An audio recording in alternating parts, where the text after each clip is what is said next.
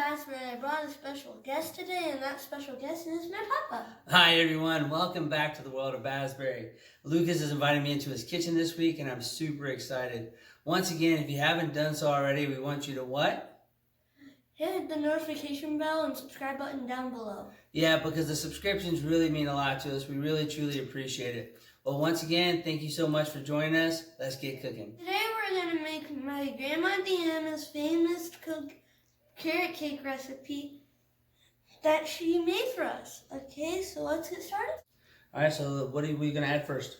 Eggs. I'm first going to whisk the eggs until they're frothy. Okay, and while Lucas is whisking the eggs, I'm going to go ahead and actually start sifting all the dry ingredients together.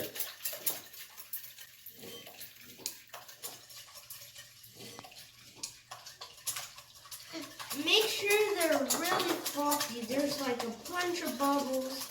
It kind of looks like an egg omelet with a bunch of bubbles. Now we're going to swap places. Alright, so once Lucas has already whisked this until it's nice and frothy, while I add in my sugar, I'm going to stir this in until it's about a lemony yellow.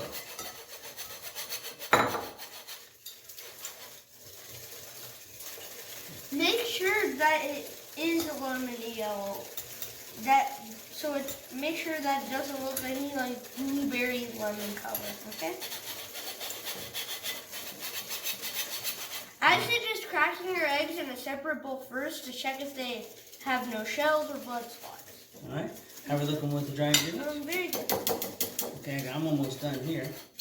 Okay. Okay. I'll help you out. Keep that dropping it in, I'll help you out. Go. Put the other parts in. Okay, so once you're done whisking all your dry ingredients, you're going to fold in your pecans. Pecans. Pecans. Pecans. Pecans. It's pecans. Pecans. We're going to have to agree to disagree on this one. Okay. So once you're done mixing your pecans in, then you add in your carrots. Right, but what we're going to do first, once we actually have all of our dry ingredients placed together, we're going to start folding these in. We're going to fold in our dry ingredients. And we're going to start with a little bit of dry. I'm going to switch places with you. Put a little bit of our dry ingredients. And then we're going to add some olive oil. To make it look really good. Okay. Then you want to go back to your dry ingredients as well. You want to do like every other thing, like dry ingredients then oil, dry ingredients then oil, until you have a good cake batter. Perfect. And you want to start with dry and you want to end with dry ingredients as well. Okay? Okay. Then you're going to fold in your pecan. I left a little bit of flour in the bowl. And what I did with the flour, I tossed the pecans inside the flour. And it actually just gives a light coating to the pecans before you fold them in. Alright? Okay. I'm going to reach over and grab this whisk. Okay. Then you're going to add your carrots. And our carrots. A lot of carrots. So delicious. You want to use this one? Okay. And then we're going to fold in our coated pecans.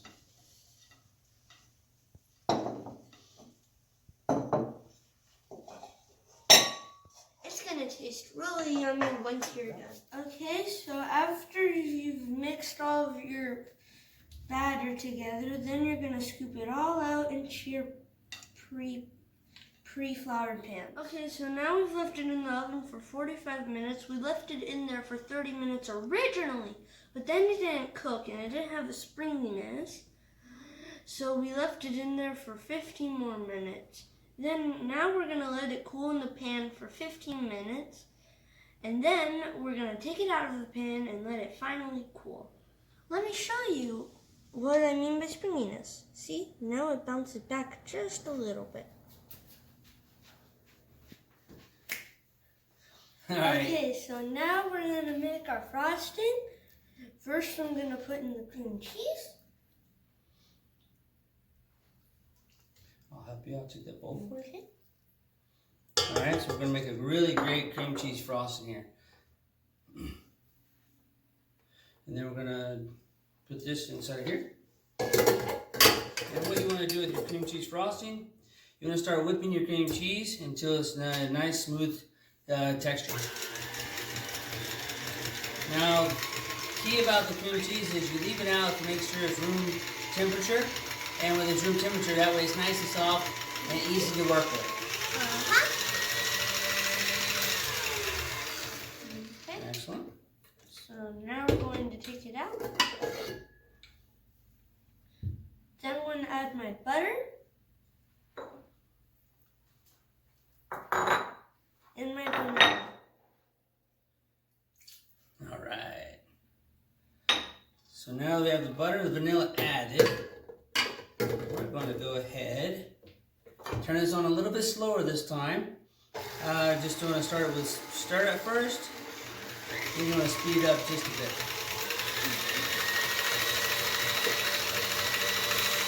And remember, when you're scraping down the sides of the bowls, don't scrape it down until the machine is completely stopped. Scrape down the sides of your bowls. There we go. Here you go, sir. Tell me when you're ready. Oh, you got more over there? I didn't see that. Excellent. While he's scraping down the side of the bowl, I'm going to show you a nice trick to make this from here to there. I know KitchenAid does make a shield here that has a pouring place, but what I found is if you take this and you pour your powdered sugar or your dry ingredient on top of a piece of parchment paper and you just fold it up just a bit, give yourself a little bit of a area to transfer it into the bowl.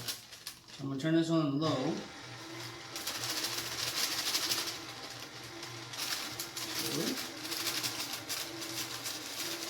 If you go too fast, then we're going to have powdered sugar all over the place.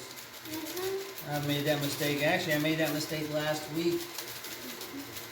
It'll go everywhere. Yeah. And then your house will look like a marshmallow factory.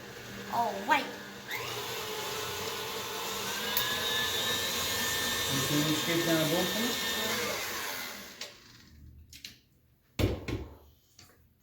me? Okay. And if you watched one of our last videos, it was the cinnamon roll recipe. You're going to see it's almost the same exact process. It's really close to the same feeling. Same frosting. That what you want to do, you want to stir this and mix this until it is nice and smooth. That should be good.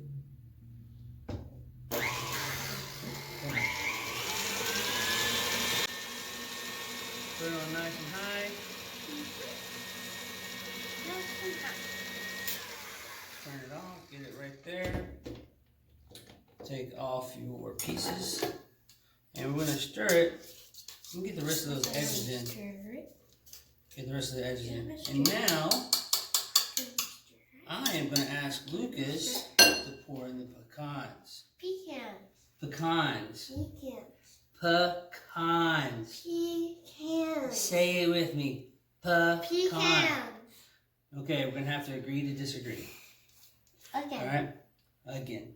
You can see here we folded everything over. It becomes nice and smooth, nice and creamy. All right, so now, Delicious. and just get those all folded in, and then we're gonna have our cream cheese frosting here. So we're gonna go ahead and frost it right now with the cream cheese frosting, and Lucas is gonna show us how it's done. Okay, so first you get 3 big plops of it, and you spread it all around the edges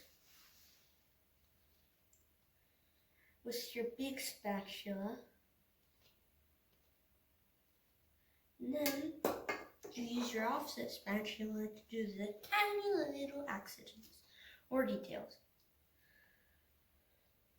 All right, so what are we gonna do now? Okay, so after you frost the cake, then we're going to put our other cake on top of it to make the thick cake. Perfect. You mind if I try? Okay. Yeah. You said how many scoops? 3 big scoops. I'm gonna do 3 big dollops. So after you put the nuts inside on, so that's why it's all lumpy. The nuts might take away some of the frosting, and there might be a little bit holes, but that's okay because they're full of happy little accidents. Like the famous boss Bob Ross once said, "There's no mistakes. There's only happy little accidents." You see how I did that? Yes. Just come over here and spread it on the side. Happy little accidents. I like that phrase. That was a good one.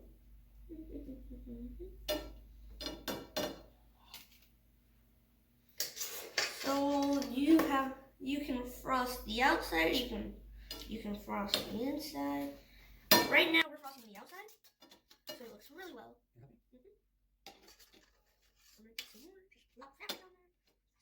This is fun. This is really fun. Okay, so once you've scooped it all out, you've got it all done. All right, I think that's about frosted. What do you think? All right, perfect.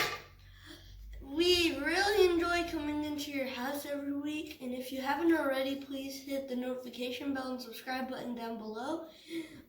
One of our next videos is going to be brownies brought to everybody by a girl named Rebecca in Brazil.